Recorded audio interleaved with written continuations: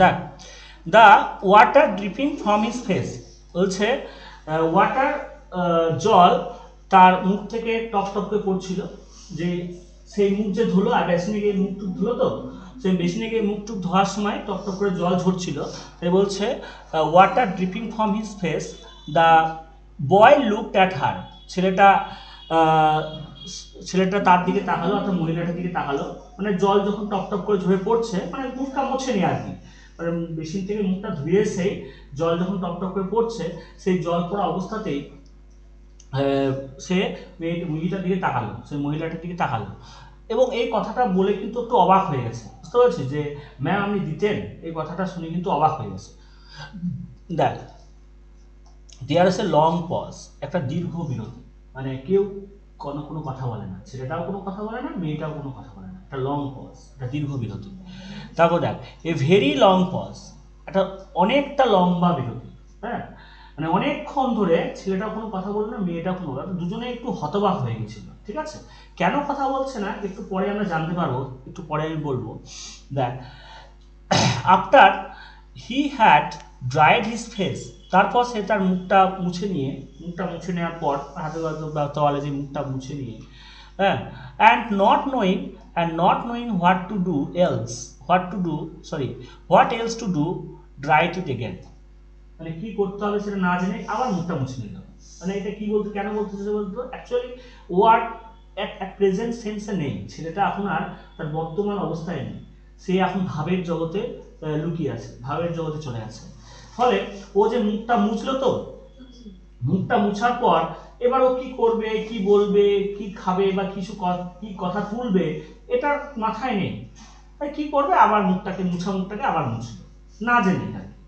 এই জন্য লেখক এই জন্য মানে কি, ও এখন এই জগতে নেই। আমরা দেখিস না, যখন সেন্সে থাকি না, নিজের অবস্থায় থাকি না, তখন আপন খেয়ালে দু একটা কাজ করে ফেলি, হ্যাঁ, কিছুক্ষণ পর রিয়ালাইজ করি যে এই কাজটা আমি অনেকক্ষণ দুবার তিনবার করে গেলাম একই কাজ, ঠিক আছে। তো এখানেও ঠিক সেই কথাটাই বোঝানোর জন্য লেখক এই কথাটা বলেছে। দেখ, যে after he had dried his face, সে তার মুখটাকে শুকিয়ে নিল, and not knowing what else to do, সে আর কি করতে হবে না জেনেই, ড্রাইড ইট এগেন, আবার সে তার মুখটাকে শুকিয়ে দিল, ঠিক আছে, দুবার পর পর একই কাজ করে ফেলল। তার মানে কি বলতে চাইছে, ও কিন্তু এখন প্রেজেন্ট সেন্সে নেই, ও ভাবের জগতে আছে। তারপর দেখ, দিয়ে তারপর কি বললো, দ্য বয় টার্ন অ্যারাউন্ড, এবার ছেলেটা কি করলো, ঘুরে দেখলো, টার্ন রাউন্ড, অ্যান্ড ওয়ান্ডারিং, ভাবতে লাগলো, ওয়ান্ডারিং মানে অবাক হয়ে ভাবা, হোয়াট নেক্সট, এরপর কি করা যায়, ভাবলো যে কি করবো এবার। এবার ভাবছে, তখন দেখছে যে দ্য ডোর ওয়াজ ওপেন, দরজা তো খোলা, হ্যাঁ, ডোর ওয়াজ ওপেন।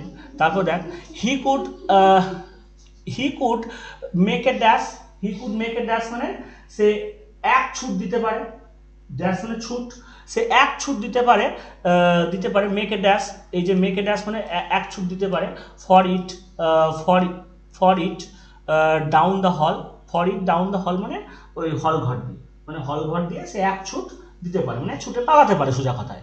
হি কুড বা পারতো আর কি, হি কুড রান, সে দৌড় দিতে পারতো, সে ছুটতে পালিয়ে যেতে পারতো, লেখক বলতে চাইছে ইচ্ছা করলে ও ছুটতে পালিয়ে যেতে পারতো, ঠিক আছে, ওর এটা মানে সুযোগ ছিল। কিন্তু দেখ, দ্য ওম্যান ওয়াজ সিটিং, কিন্তু পালাবে না, পরে লাইনে আসে, দেখ, দ্য ওম্যান ওয়াজ সিটিং, মহিলাটা বসে আছে, যে মহিলাটা নিয়ে এলো মিসেস জোন্স, ও বসে আছে অন দ্য ডে বেড বলতে এখানে সোফাকে বুঝিয়েছে, মানে ডে বেড আর নাইট বেড হতে পারে, ঘুমানোর জন্য হয়তো নাইট বেড, আর দিনের বেলায় বসার জন্য হয়তো ডে বেড। তো আমার মনে হয় ডে বেড বলতে এখানে সোফাটাকে বুঝিয়েছে, সে হয়তো মেয়েটা হয়তো মহিলাটা সোফার উপর বসে আছে। আফটার এ হোয়াইল, কিন্তু পালায়নি, যেটা বললাম, ঠিক আছে। আফটার এ হোয়াইল, কিছুক্ষণ পর, সে বলতে মহিলাটি বলল, you I were young once, আমিও এক সময় ইয়াং ছিলাম, আমিও এক সময় তোর মতো তরুণী ছিলাম, অ্যান্ড তুই এখন তরুণ, আমিও এরকম ছিলাম আর কি, অ্যান্ড আই ওয়ান্টেড থিংস, আমিও সেই জিনিসগুলো চাইতাম, আই কুড নট গেট, যেগুলো আমি পেতাম না। খুব ইম্পর্টেন্ট কথা বলেছে, যে ওর এইবার তোরা বোঝ যে কেন একটা লম্বা থেকে আরো লম্বা বিরতি কেন হয়েছিল। অ্যাকচুয়ালি মেয়েটা কথা বলতে পারছিল না, কারণ হচ্ছে ওই ছেলেটাকে দেখে না, ওই জনকে দেখে তার নিজের শৈশব করার কথা মনে যাচ্ছে। ঠিক আছে, যখন যখন জন বলল যে আমি সুয়ের জুতো কেনার জন্য আমি এই কাজটা করেছি, তখন হট করে এই মিসেস জোনসের কিন্তু তার ছেলেবেলার কথা মনে পড়ে গেছে। বুঝতে পারছিস, তারও সেই শৈশবকালের সেই চিন্তাগুলো কথাগুলো মনে পড়ে গেছে। বুঝতে পারছিস, সেই জন্য বলছে যে আমিও যখন তোর মতো ছোট ছিলাম, হ্যাঁ, তখন আমিও সেই জিনিসগুলো চাইতাম যেগুলো আমি পেতাম না। ঠিক আছে, এটা কিন্তু প্রত্যেকেরই হয়, আমারও হয়েছে, এখন তোদেরও হচ্ছে। হ্যাঁ, তো অনেক জিনিস যেগুলো তোরা পাচ্ছিস না, তোদের খুব ইচ্ছা করছে যে সেই জিনিসটা একটা যদি পায় খুব ভালো লাগবে, খুব আনন্দ হবে। কিন্তু এটা প্রত্যেক ছেলে মেয়েদেরই হয়। তো ওকে দেখে, ওই বাচ্চাটাকে দেখে, বিশেষ করে বাবা মা যদি গরিব হয় তাহলে বেশি করে হয়। বাবা মা যদি বড়লোক হয়, টাকা টাকা থাকে, তাহলে তো বাবা মা সেই স্বাদ মিটিয়ে দেয় ছেলে, তাই না? কিন্তু বিশেষ করে গরিব হলে সেই স্বাদটা কিন্তু মেটাটা খুব কষ্টের হয়। তখন সেই ছেলেদের কথা এইখানে কিন্তু কিন্তু ভাবছে, মানে এই মিসেস জোনসও কিন্তু ওই পেত না। মিসেস জোনসও যে বিশাল বড় লোকের ঘরের ছেলে তা নয়, ওরা দেখছে একটা আমেরিকান সোসাইটির ছেলে, ওদের সমাজে এই ব্যাপারগুলো ছিল, গরিব দারিদ্রতা চরম সীমায় ছিল। ফলে ওর কথাগুলো কিন্তু সব মনে পড়ে যাচ্ছে। ওই জন্য কিছুক্ষণের জন্য হলেও বা অনেকক্ষণের জন্য হলেও মিসেস জোনস কিন্তু কোনো কথা বলছিল না। আর রজার কেন কথা বলছিল না? রজারও কিন্তু অবাক হয়ে ভাবছিল যে এইরকম মেয়ে হতে পারে, এইরকম মহিলা হতে পারে যে আমাকে টাকা দেবে। তো ও কিছুক্ষণের জন্য হতবাক, ও কিছুক্ষণের জন্য কিন্তু পিচলেস হয়ে গেছিল। বুঝতে পারছিস তো? এবার তারপরে দেখ কি হলো। তো এবার মহিলাটা বলছে, দেখ দেয়ার ওয়াজ অ্যানাদার লং পজ, আবার একটা দীর্ঘ বিরতি, আবার আর কি তারা ওই পুরনো কথাগুলো ভাবছে। ঠিক আছে, দ্য বয়েস মাউথ ওপেন্ড, ছেলেটার মুখটা হা করে খোলা ছিল, মানে ও হা করে আর কি ভাবছে, ও আর কি ভাবছে।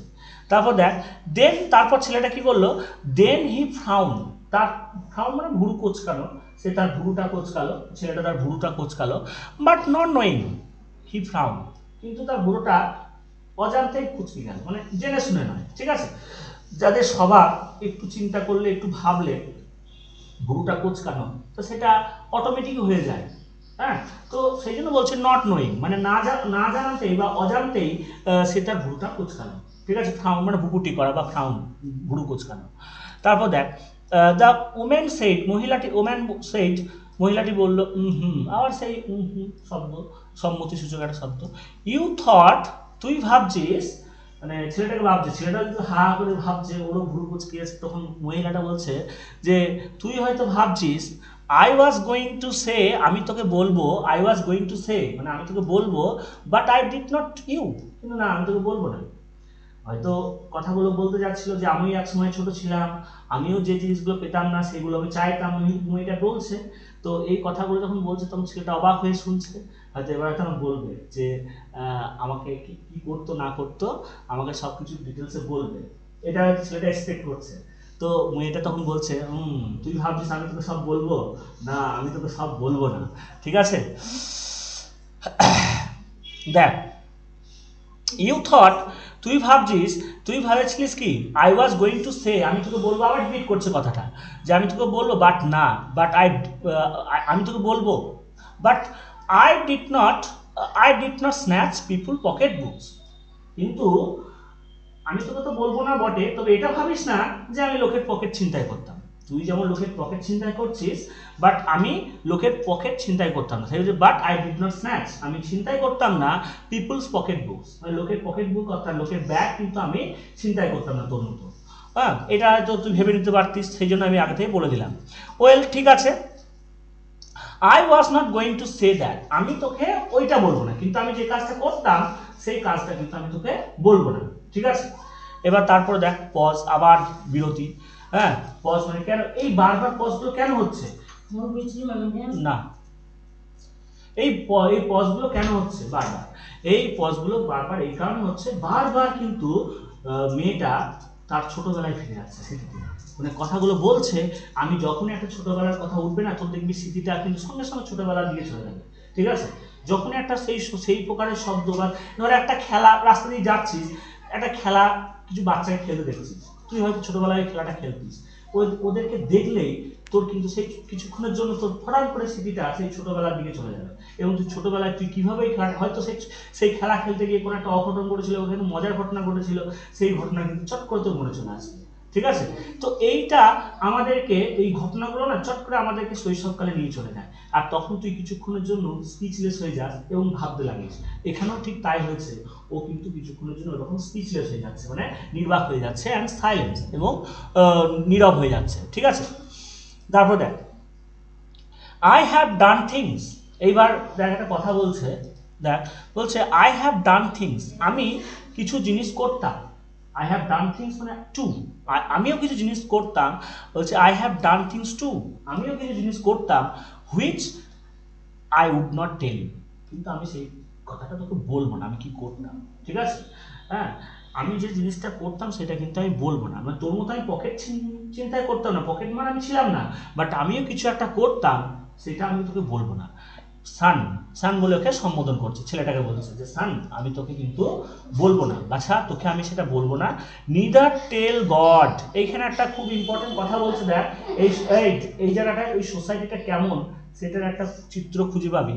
বলছে না আমি ভগবানকেও সে কথা বলবো না, যে মৃত্যুর পর যদি ভগবানের সঙ্গে আমার সাক্ষাৎ হয় বিচারের সময়, তাহলে যদি ভগবানকেও কাছে যদি আমার এই কথাটা বলতে বলা হয় তবুও আমি বলবো না। ঠিক আছে, কেন বলবে না? ইফ, পরের লাইনটা বলেছে তা, if he did not already no, যদি তিনি অলরেডি জেনে না গিয়ে থাকেন।